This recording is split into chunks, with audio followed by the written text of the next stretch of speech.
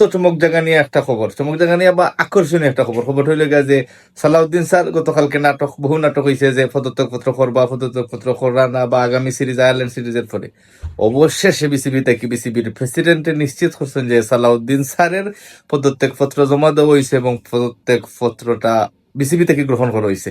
কোনো কারণ, সুনির্দিষ্ট কোনো কারণ নাই। কারণটা দেখা নিয়েছে যে ওনার ব্যক্তিগত কারণ বা পারিবারিক কারণে উনি এই চাকরিটা কন্টিনিউ করতে পারত না, যদিও 2027 ওয়ার্ল্ড কাপ পর্যন্ত তার চুক্তিটা আছিল।